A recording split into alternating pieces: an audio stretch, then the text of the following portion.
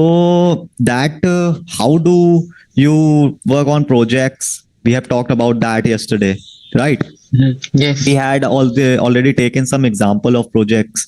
How can we work on them? We learned something from that projects. Okay. So the methodology was clear, I think, that we are gonna do a step-by-step process for that. Okay. So as all like here, yesterday I had forget one thing to told you about a project charter. That what is project charter? So I am gonna explain you today that what is project charter or something like that. Okay. Okay.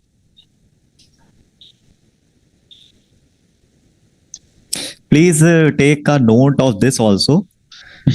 Whenever we come to the part of our business understanding, we get the business problem, business objective, and business constraint. Okay, as we know, so carry on. So, what is project charter? So, whenever we come to the part of our business understanding, we get the business problem, business objective, and business constraint, as we have already talked about that yesterday. Okay, Yes. I think that points are clear to you. We know what we have to do on the project, and then we do it, like making documents and something like that. Okay, before starting any project, we make a document, or you can say a term called agreement. That is a project charter. You can see here on our presentation. Project charter. Okay. Yeah. BP. Okay. Yeah, but there has some points like business problem, objective, constraint. What is the budget of the project, risk, time, and Okay. stakeholders, team members, and all. Why we are gonna like why we have to make that or prepare that first. I'm gonna explain you this first. Okay. Before starting any project, we call it a project charter.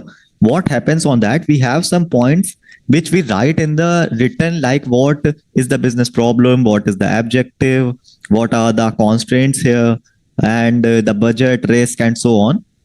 How much accuracy can we achieve? We have to already like also take a pledge on that we can try to give 80 to 90% accuracy or something like that. For example, do we give an idea to the project manager or our chief data scientist how long it will take, the time part, how much time it will take to complete that proper project, who are its stakeholders, who are the team members we have, like we have 2%, 3%, or something like that. How many people are there in the team? Because like why do have to do it? The reason for this is that this is we call this document or this agreement, which is we call project charter, which assures the project manager or our chief data scientist, whatever people are in our team or whatever promises we have to make to them, whether we will be able to fulfill them on time or not. Or after that, this all the data of that particular project manager, company, or whatever you can say, or the business, this data is secret. That data is private. It can contain some type of like sales data, something like related to money or something like that. So we have to like keep it private and try to maintain the privacy of their data also. That's why we are gonna make a project charter first before starting the work on that particular project. And we us as a data professionals and a person who is assigned us a project, like a project manager or chief data scientist or whoever he have to sign on that agreement, that's the pledge we are taking, that's the agreement between us, that this is the terms of our project. Okay, got my point? Yes. So then he signs this project charter, and then it's a type of agreement between us and him. One more thing which I have told you on the agreement term, I have told you this to explain, like this term as a agreement, that this is only a term, but in a real world we are not gonna use that. we can only use that term as project charter. You can note that if you want to note like project, what is project charter, or you have to make that type of document. Charter. Okay. Okay. Have you noted that? Yes. Okay. So for the next thing,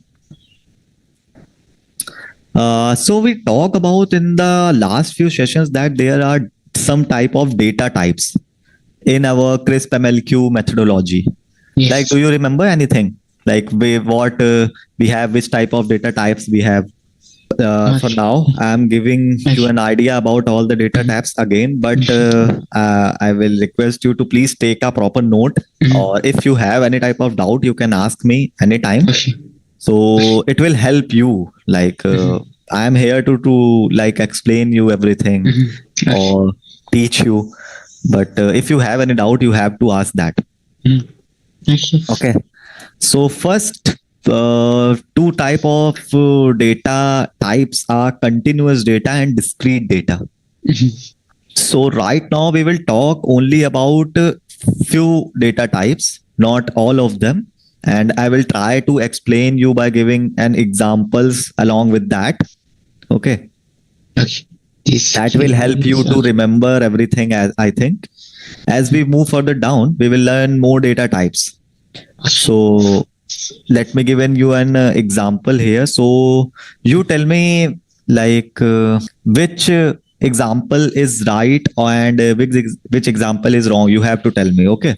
Right now we are talking about continuous data and discrete data first. Okay. So the first example you can see here, the first example of continuous data, as you are seeing in your presentation, suppose my height is 136.8 centimeter.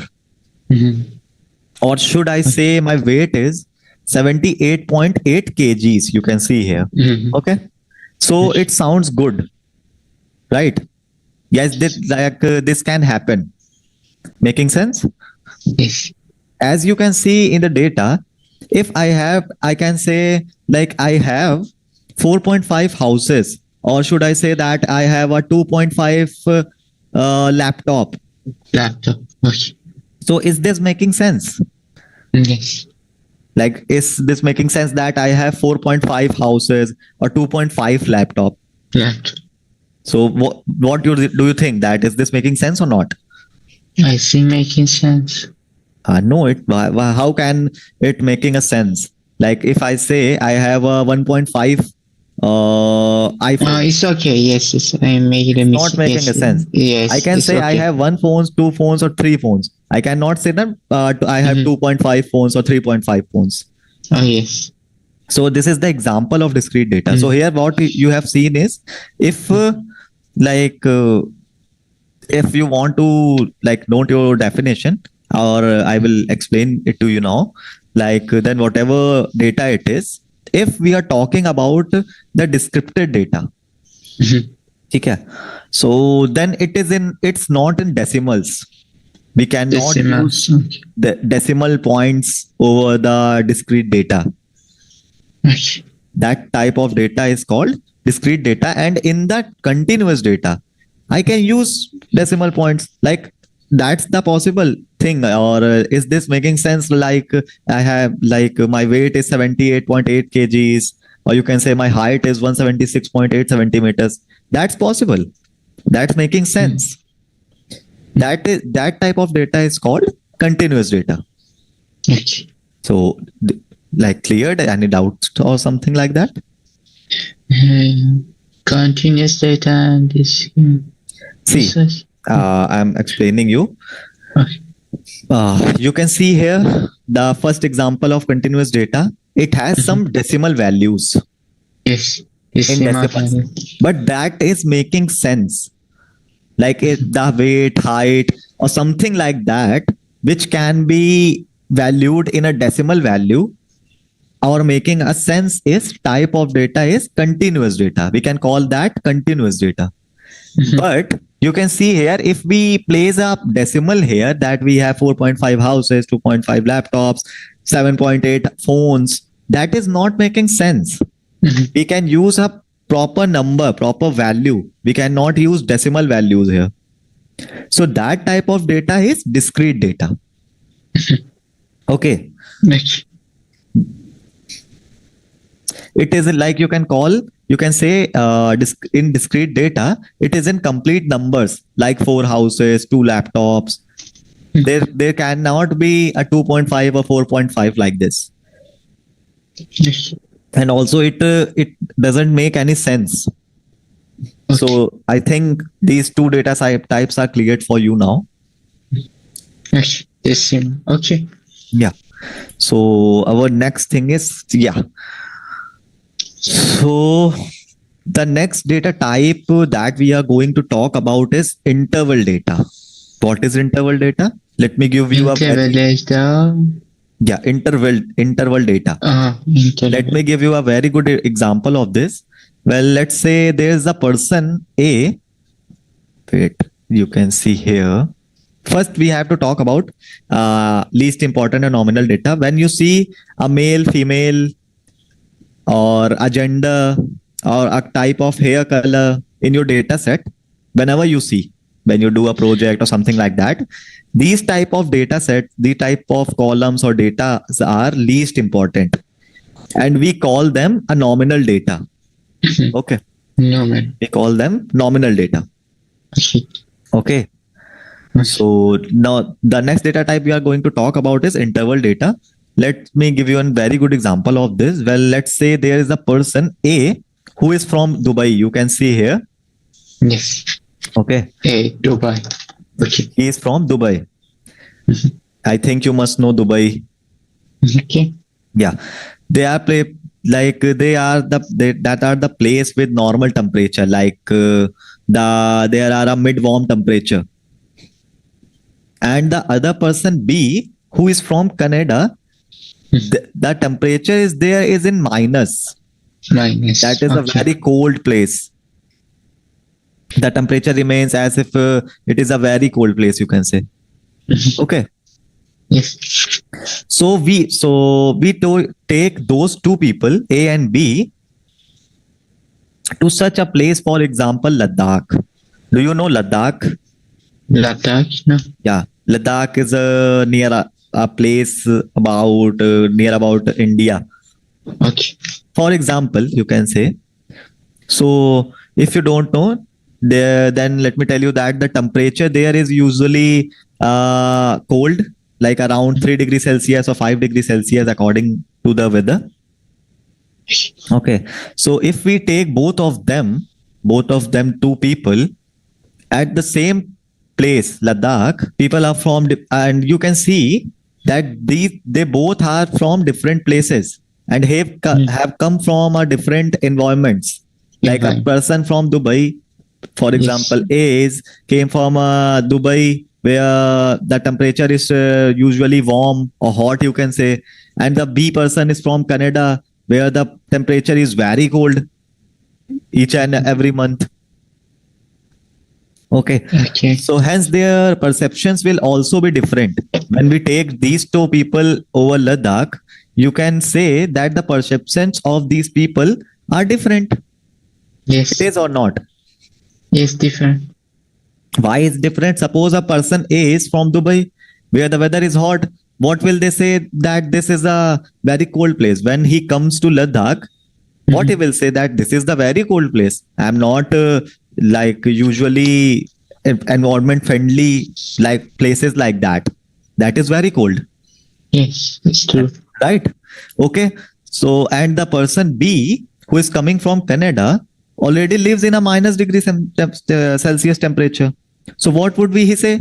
That this is a normal temperature. I can manage that. This is not too cold. Why? Because he is living in a Canada. He already lived in a like more colder places. Yes. Right. Yes. So whatever this type of data may be, in which we have two different people or two different perceptions of people, or many different people we have with different perceptions, this type of data concerning any data is called our interval data. Okay. Cleared? Yes. These type of data where different peoples have their different perceptions about things Mhm. are called interval data. For example, you can see Okay. you can see the people, two different people from two different places are saying that this place is, so one is saying that this place is too cold and one is saying this is the normal temperature, I'm not Yeah. getting affected by that. But the temperature is same for everyone. The temperature is 3 degrees Celsius. But that's the perception of these two different people, that this is too cold and this is normal, right? Yes. So that type of data is called interval data. Interval data. Okay. Yeah. You can also call it subjective data. Okay. You can say. Subjective data. Okay. Yeah. There's the another meaning of that interval data, that is subjective data. Why subjective? Because two different people or multiple different people have different subjects there. Mhm. Okay. Right, cleared? I think Yes. I have given you a best example for that. Yes. Because of this reason, but different people have different ways to looking of things. Mhm. Like different people have different way. Here, if we take another example for that, let's say we have $100, right? Mhm.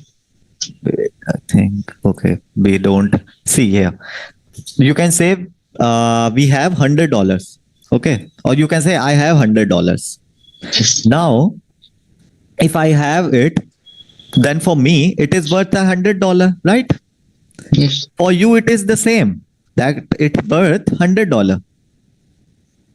For him it Mhm. will worth $100. It is that it is not true. For someone, if the third person came in here, like for example Shahbaz, I have $100, you are, for you the value is same $100. Can Shahbaz say like no, for me that is $1,000? It is possible. 1,000. It is possible or not? I'm asking you. I think no. No, because the value of a particular thing or money, that is same for everyone, Yes. Same. Not subjective. not subjective. Okay. Okay. So this will not happen. So it's the same thing as someone else thing. The temperature at that place, you can see as an example, at that place should be similar to the temperature here in Ladakh in degree Celsius. But one person was feeling very hot and one is feeling normal temperature. Mhm. That is a perfect example for interval data. Okay. Okay.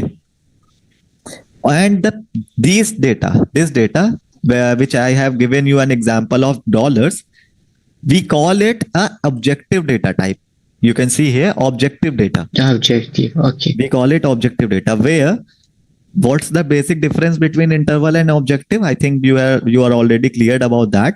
Yes. However, Subjective. It depends on the, for example, here. let me explain you. Let me explain you. Okay. Okay. In interval data, different people have different perceptions. Yes. Perception. Okay. But in the objective data type, different people have same perceptions. Mhm. Perception. Yes. Okay. If we have a 1 kg of apple, it is 1 kg for everyone. Yes. But if we have a chilled coffee with us, some people can say that is chilled, some people can say that is normal. Mhm. That is not too much chilled for me. So here's the basic difference between interval data and objective data. I think Mhm. I have explained you much to like clear those doubts. Yes. Yes. Okay. Yes. Can we move forward? Yes. Okay. Kindly take a note of one more thing. This is very important, you can say. When we do a data collection, okay, when we do a data collection, so there just we talk about some data types like normal, ordinal. So sorry, I have not explained you about ordinal data, right? Yeah. No. Here you can see what is ordinal data. Ordinal data is a type of data where we follow order of something, order of some places. As you know, do you have any idea about army army roles or standards in schools, something like that? No.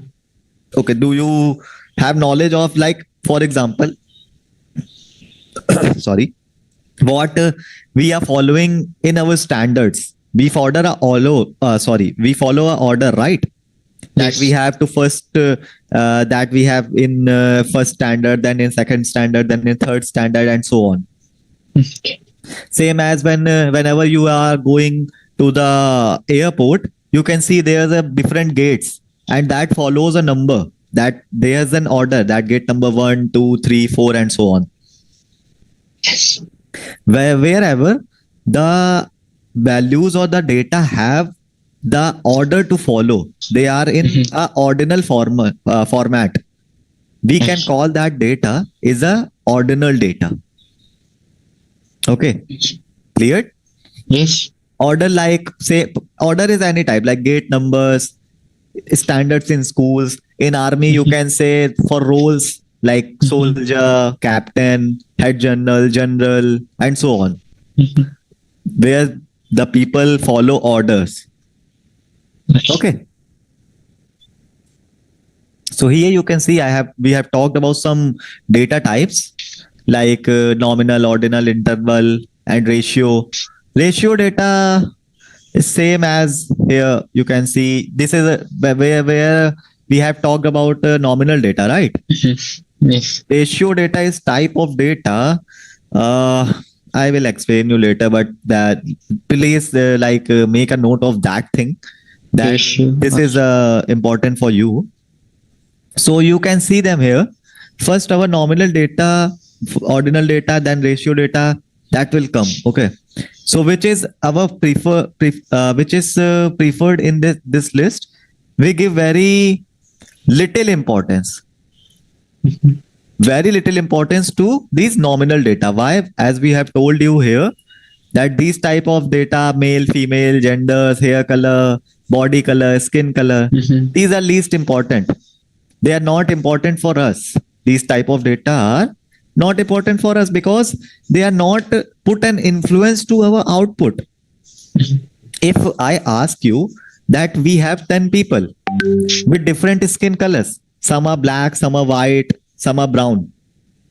And if I ask you a question that who is the taller one, so can you decide it by the skin color, or do you want to measure a height of each and every people?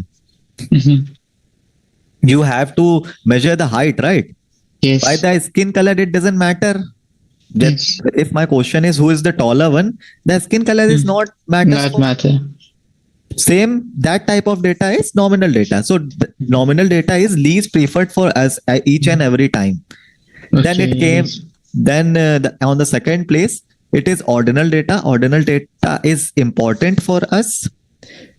Then here's the interval data. I have given you an example here like that with different perceptions. People with different perceptions. That type of data is more important for us. And the ratio data, it is most preferred. What is most ratio data? I will tell you. A compare, for example. Sorry? Compare, for example, about something. Ratio data. Wait, I don't think here's any presentation for that. I will tell you later what is ratio data. Ratio data is most preferred and most important thing. So I think I have to tell you about that in another session with proper example and so on. Because when the ratio data comes in a picture, so we have to focus on that only. As you can see, this is least preferred and this is the most preferred. So first we have to focus on that. So I will tell you what is ratio data, how we are gonna find that data. Okay. I have talked about each and everything here. I think this is the most preferred. Have you noted that? Okay, I have another example for you.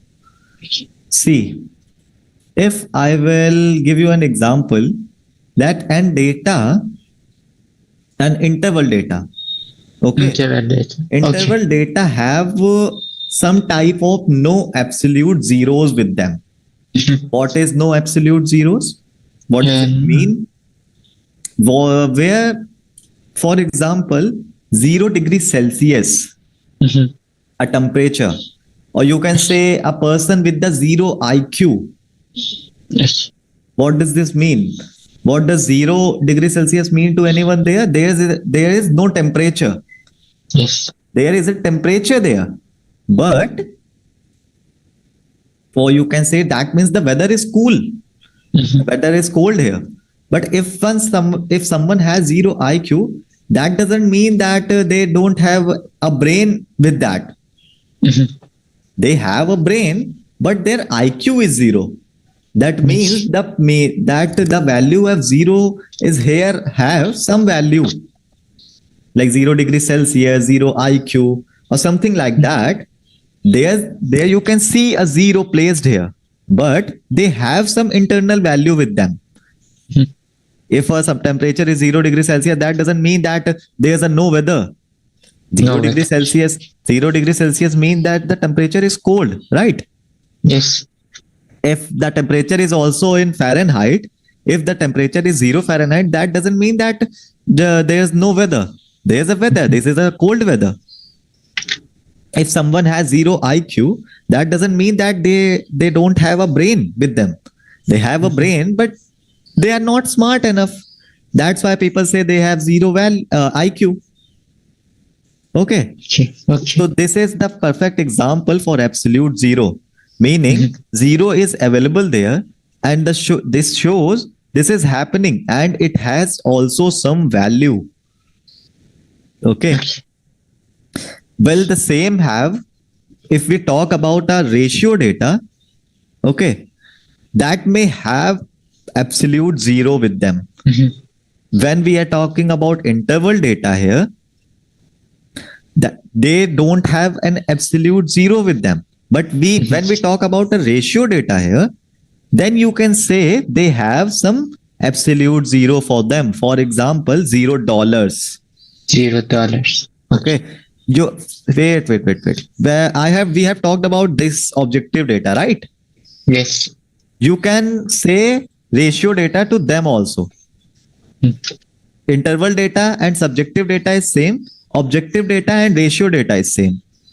Yes. Okay. Yes. Cleared? Yes. So as I told you, when we are talking about ratio data, there's an absolute zero. For example, $0. If someone has $0, then it has no value, right? Yes. No If I way. say so, someone has zero phones or zero laptops, that means he doesn't have those things. He doesn't have a value with that. If, for example, we have created just wait for like next weekend. I have my graphic pad, writing pad is not working properly. I have ordered a new one online, and it will come in around 2 or 3 days. So from next weekend, I will try to explain you more with my writing pad, because with the Okay. mouse I can't write properly. I can try, but wait. Hmm. If wait. If we make a graph here, Mhm. type of graph, sorry, chart.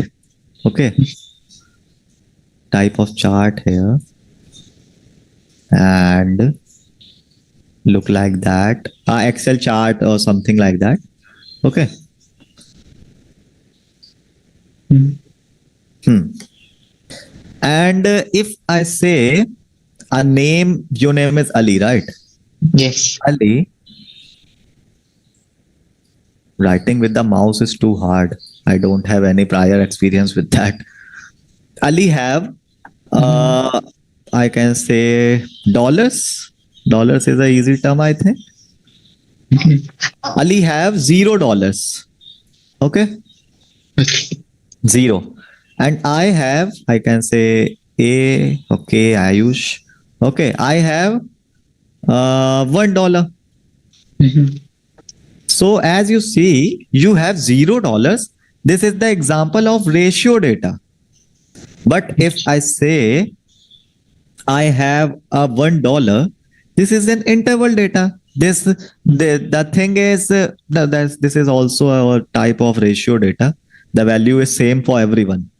Mhm. Okay. But if we talk about our phones, okay, phone system or something like that, if I say you have one phone and I have 1.6 phone, 1.6. with 1.6 phone, which type of data is this? As I Which told type? you, Decimal. I have told you, na? Which type of Yes. data is this?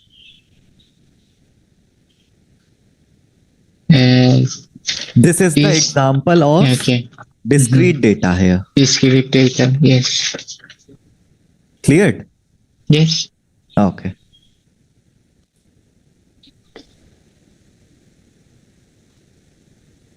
So we'll continue with that from next weekend. Okay.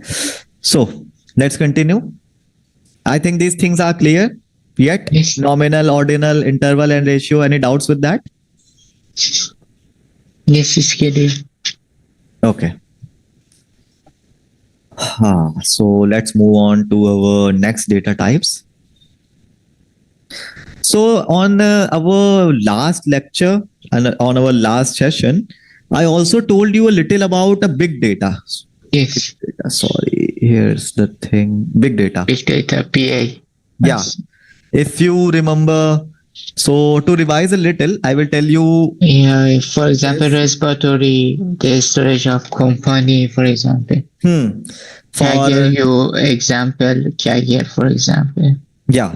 So here I am giving you another example for that, or I can say I am giving you a proper definition of big data. What is a big data? I had given some example also.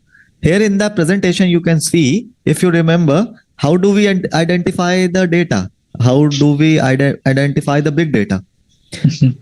First of all, which data will we say is big data? Can you explain like which data is big data? How we can say that these type of data is big data? You told me, I think the company has own data and the data is so big, sometimes not clear. But Not if clear. a company had given you a data set, yes. Okay, so then how will you decide that this is a big data or not? What's the term you use for this is a big data or not? How can you explain it to me that this is a big data? This is a big data or not? Like under which category does it come?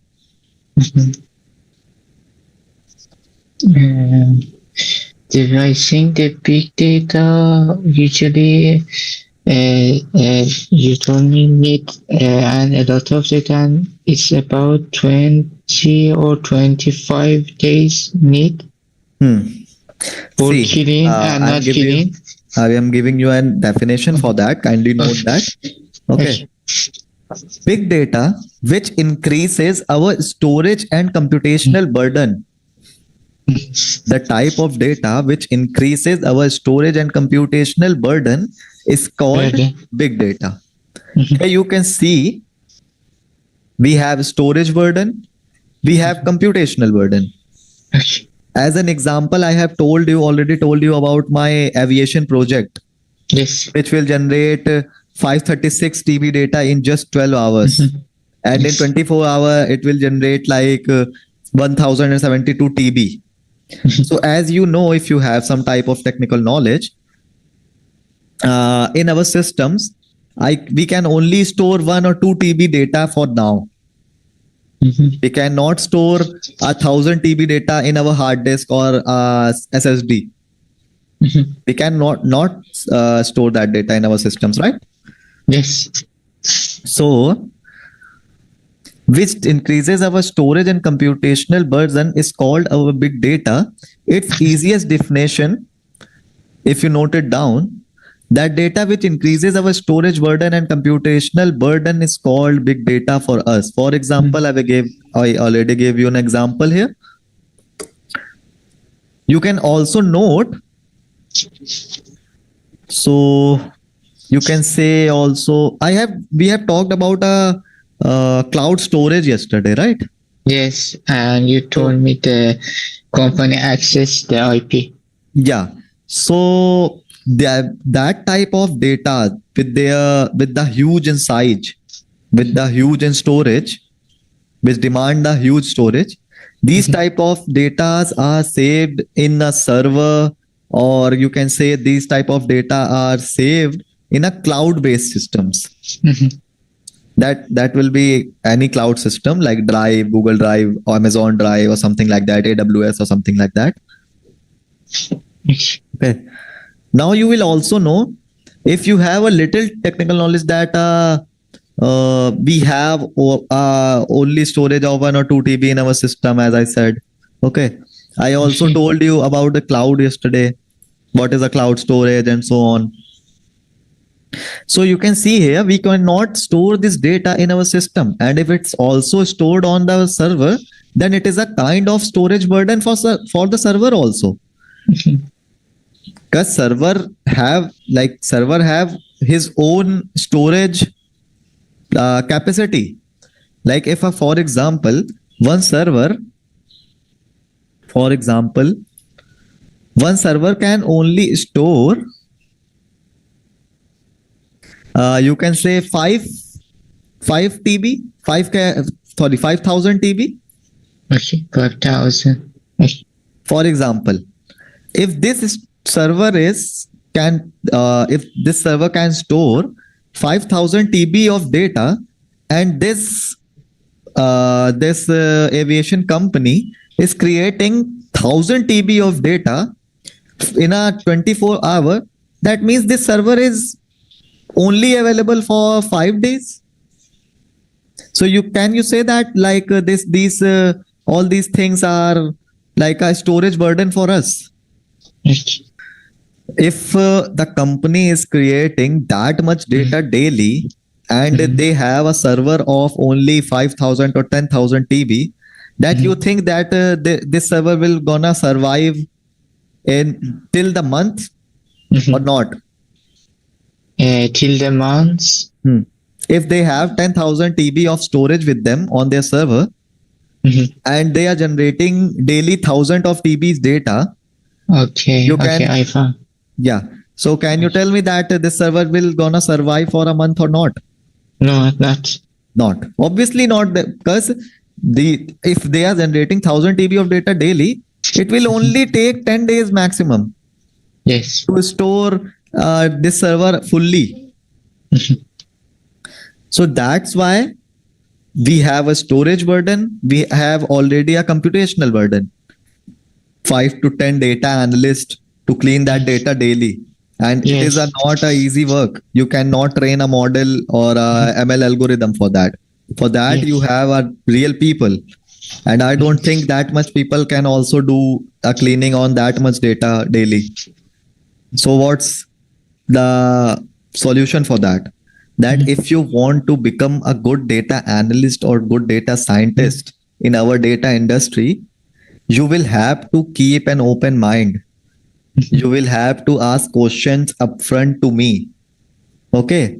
As I was expecting by you that you ask me a question upfront. If this is a storage burden, you can see here, and this is a computational burden. And you have not asked me a question that what is a storage burden and what is a computational burden. I will explain you, but I am saying that you are not asking a question about that. Where's your analytical skills? You are becoming an data analyst. If you are becoming a data scientist, you have to open your mind. You have to focus on each and everything. If you are learning right now, you have to ask what is a storage burden, what is a computational burden. I don't know anything about that, but you didn't ask me to solve our storage problem. Okay. In the next slide, you can see, to solve our storage burden, we use a tool called Hadoop. You can note that for big data storage burden, we use Hadoop. Hadoop is a tool. Hadoop. Okay. Yeah. Hadoop is a tool. And next is our computational burden. For that, we use Spark. Spark. Spark. Spark. Spark is also a tool. We use this Spark to solve the computational burden. You have understood the storage burden and computational burden now? Hadoop is a tool. Hadoop and Spark both are the tools, like softwares you can say. Hadoop will use for storage, big storage type things. As I told you, the server will get filled in just 10 days. What Hadoop will do, Hadoop will synchronize these types of data into a little size files. If we have thousands of TB file with us, with the use of Hadoop, we can convert this file to like in a GB format. GB format. Okay. And then we will store that into our server. And when we have to use this file, then we have to use Hadoop again to extract these files and use as per our needs. Okay. Okay. And as a computational burden, what you have getting as what is computational burden? For example, if we have a 50 MB of Excel file, okay. Have you noted that what is storage burden and what is computational burden? Yes. If you work further on any such data set that comes with a big data, there's no matter how good your system is. Okay. If your Excel file is 50 MB only, I'm not talking about GB or TB. If our Excel file is 50 MB only, so it won't take time to load on your system. If your system is good, for sure it will not take so much time. But if you want to remove a column there, if you want to remove a column over this file, this Excel file, it will surely take 2 to 3 minutes. And this file is only 50 MB in size. So can you guess how much time it will take if we got a file of 1000 TB in our computer systems? We cannot do work on that. That's why for that we use Spark. Spark is a tool. With the help of that, we work on a huge data sets. This tool is made for working on huge data sets like this 1000 TB, 2000 TB, and so on. This is a special tool the developers have made. Okay. Okay. Any doubt? No, it's okay. Have you cleared what is Hadoop and what is Spark? Yes. Okay. So the next thing we are going to talk about here is our next data type. You can see in your presentation. Is my screen visible, right? Yes. Okay. So you can note also that this is our next data type, cross-sectional data. Cross-sectional data. Perhaps I did not explain what cross-sectional data is in our last session, I guess. So let me explain you a little with example. I will try to give the best example I have for now. So you can see in your presentation, that is a type of data set. Okay. Okay. Where you can see this is a COVID-19 data set, for example. I have made a chart already. I have taken a screenshot from my last session. From next weekend, we are gonna do a live making and everything with that. Okay. So here you can see that I have made a chart of the type of COVID-19 pandemic. Suppose this is a hospital report. Okay. Okay. Here first is the patient name. P name is patient name.